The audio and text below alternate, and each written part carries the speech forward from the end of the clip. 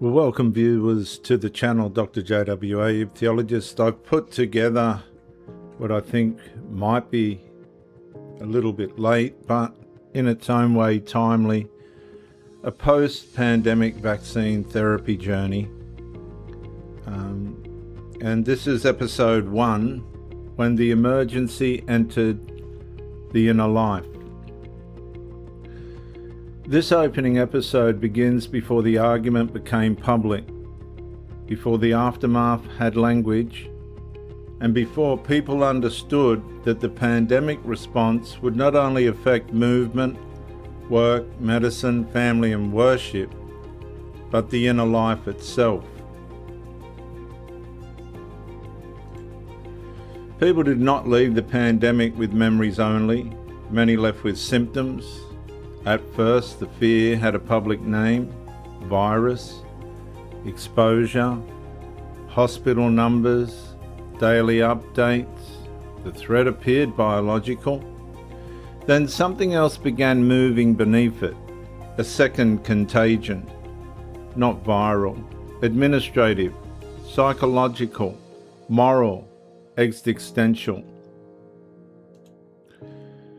It did not arrive as a visible invasion.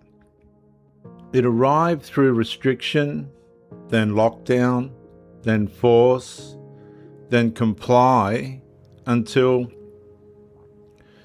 ordinary life quietly changed shape around the person. A family visit became conditional. A workplace became conditional. A medical appointment became conditional. A funeral became conditional. A hospital bedside became conditional. Movement became conditional. Even worship became conditional. And in the most painful places, the most human acts were not merely delayed or limited, they were forbidden. And that is where the wound became deeper than inconvenience. People were not only separated from public spaces, they were separated from the relationships that helped the mind remain whole. They were separated from the people that they loved. A person could lose access to family, lose access to work, lose access to friendship, lose access to worship, lose access to grief, and lose access to the final hours of someone they loved. And death entered the story not only through illness, but through absence. Some people lost relatives while being held outside the final human moment, left grieving not only the death, but the forbidden presence. Authority no longer remained outside private life. It pressed into the home, the pay slip, the doctor's room, the family table, the workplace, the roster, the school conversation, the phone call, and the private place where conscience once breathed without permission.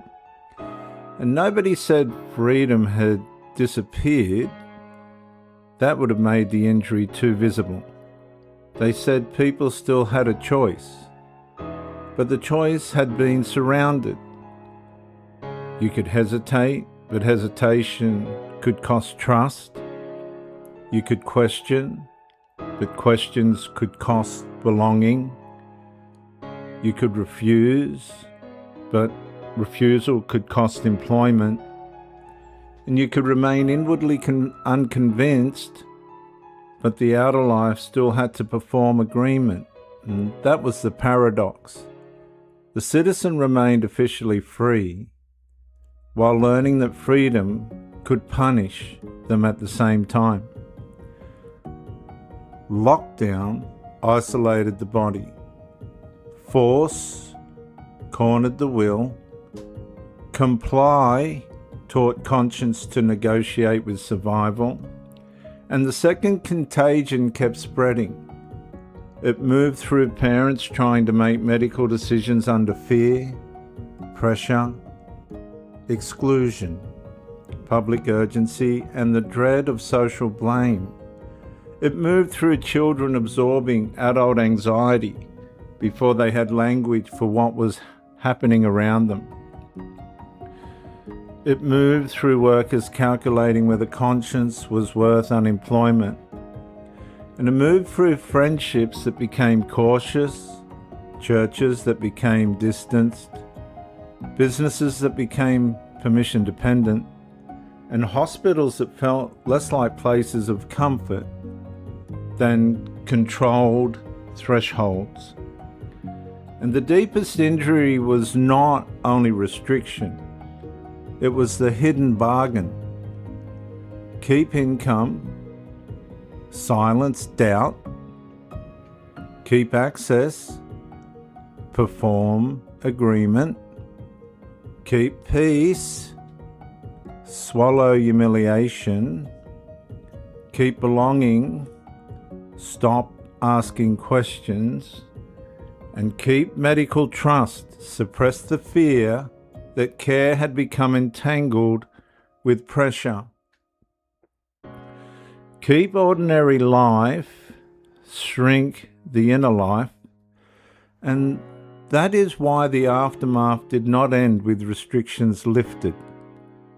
The rule ended before the alarm ended. The policy shifted before the body stopped scanning. The workplace moved on before conscience recovered. The country called it a response. But inside many people, it became something else. A wound of institutional abuse, a fracture in trust, a moral injury, a nervous system memory.